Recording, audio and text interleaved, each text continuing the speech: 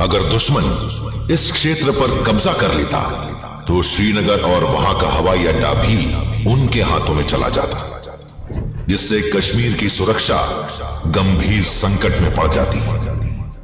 दुश्मन ने 22 अक्टूबर 1947 को हमला किया।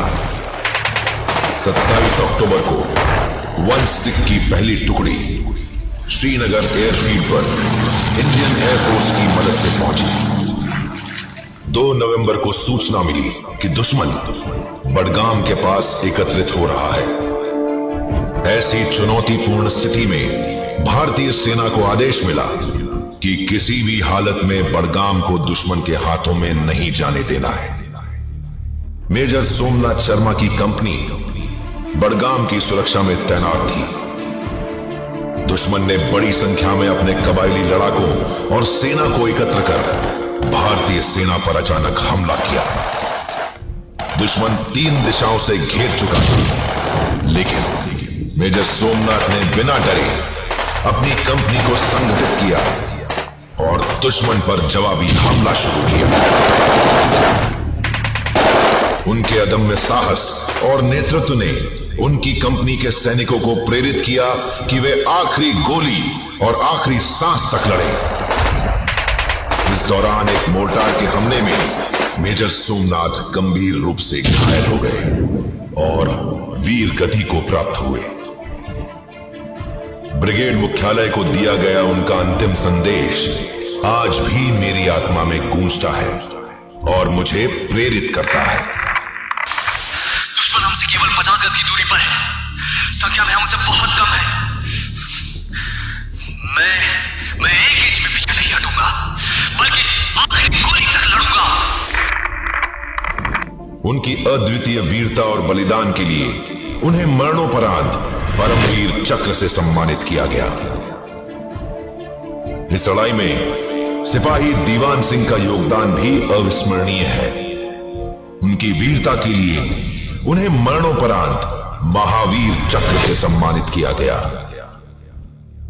बडगाम की लड़ाई भारतीय सेना की सामरिक सूझबूझ, इंडियन एयरफोर्स के तालमेल, धैर्य और अडिग साहस का उत्कृष्ट उदाहरण है। 1965 में पाकिस्तान ने एक बार फिर आक्रमण करने की योजना बनाई। इस युद्ध की शुरुआत ऑपरेशन जिब्राल्टर से हुई, जो जम्मू एंड कश्मीर में लॉन्च किया गया। इसका भारतीय फौज ने मुंह तोड़ जवाब दिया।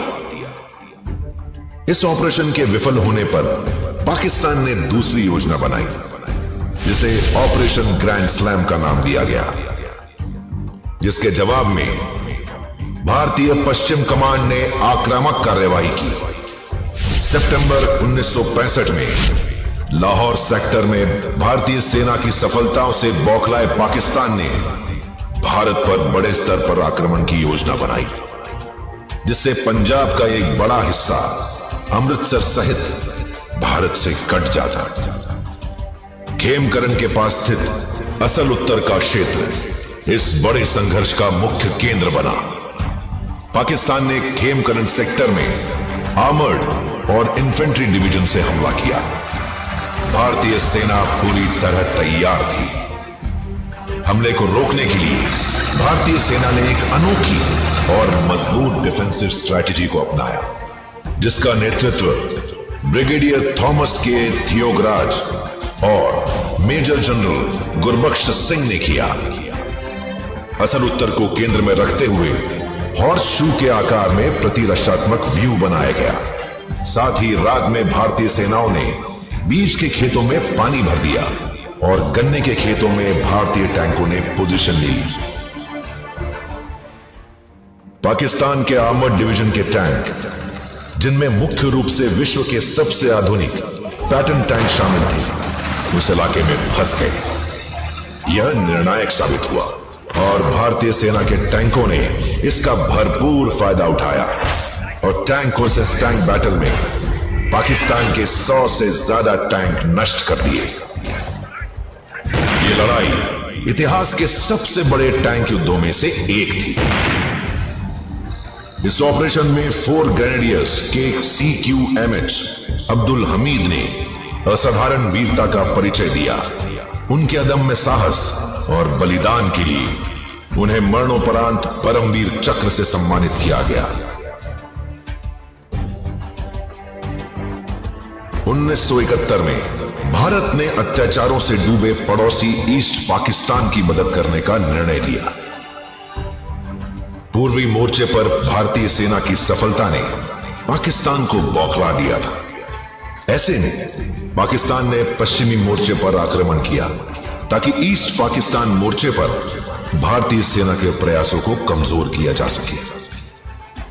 राजस्थान से सर क्रीक और पूर्वी तट से पश्चिमी तट के 41% विशाल भूमि क्षेत्रफल की सुरक्षा के लिए दक्षिणी कमान पूरी तरह तैयार थी।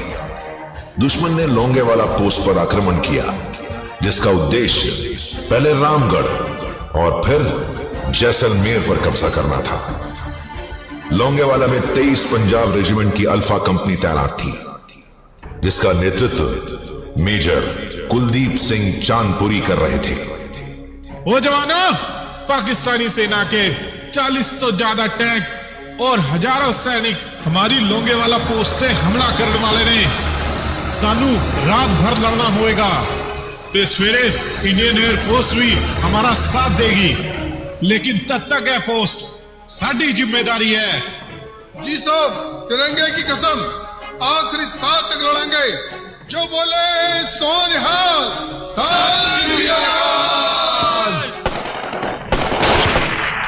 23 पंजाब के जवानों ने रात भर पाकिस्तान की भारी फौज का मुकाबला किया।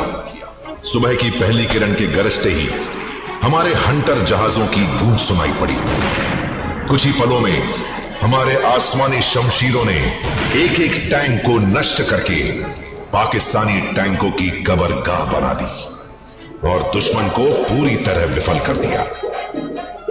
इस ऐतिहासिक विजय के देवी और सज्जनों, दाहिनी और स्क्रीन के ऊपर झिलमिलाते ड्रोन्स की ओर आपका ध्यान आकर्षित करना चाहेंगे। बदलाव की दिशा में कदम बढ़ाए, जिसमें 1986-87 में किया गया अब तक का सबसे बड़ा युद्ध अभ्यास एक्सरसाइज ब्रास टैक्स और 1998 में ऑपरेशन शक्ति के अंतर्गत किया गया सफल परमाणु परीक्षण शामिल है, जिसने भारत को एक विश्व शक्ति बना दिया। 1999 में पाकिस्तान की सेना और उनके समर्थित घुसपैठियों ने धोखे से कारगिल द्रास के इलाके में घुसपैठ की और महत्वपूर्ण श्रीनगर लेह हाईवे को काटने का प्रयास किया। भारतीय सेना ने ऑपरेशन विजय के जरिए इसका मुंह तोड़ जवाब दिया। सामरिक दृष्टि से इस क्षेत्र की एक महत्वपूर्ण चोटी टोलोलिंग थी, जिस पर घुसपैठियों ने कब्जा कर लिया था और भारतीय सेना के ऊपर भारी गोलाबारी करने लगे।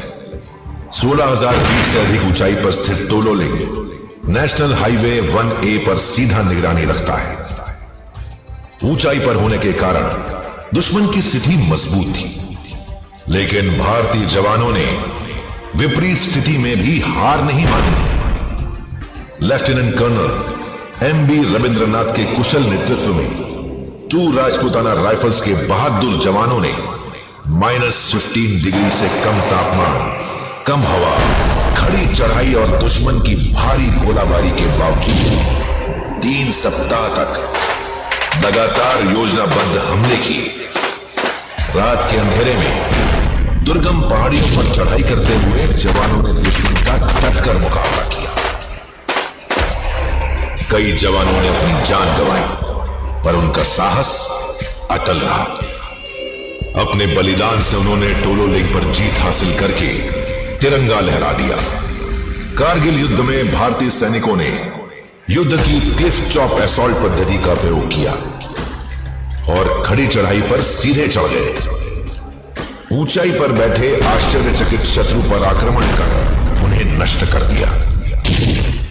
कारगिल युद्ध के विजय ने भारतीय सेना की बहादुरी और अतुलनीय नेतृत्व का पूरे विश्व में डंका बजवा दिया।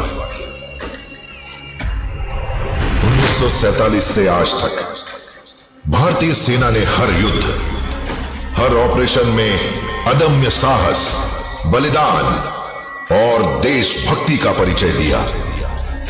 जहां हर सैनिक ने नाम, नमक, निशान की शपथ को अपने खून से सींचा।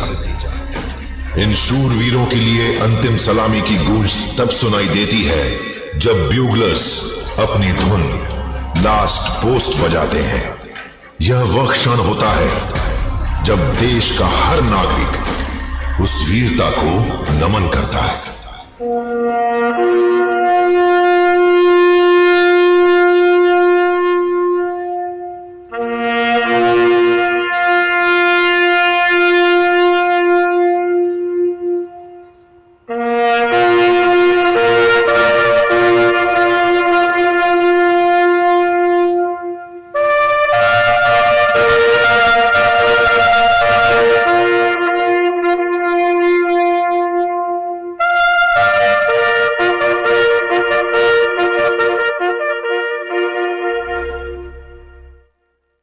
सियाचिन से लेकर राजस्थान के विशाल रेगिस्तान तक भारतीय सेना हमारे देश की अखंडता और संप्रभुता की रक्षा के लिए दृढ़ता से खड़ी है।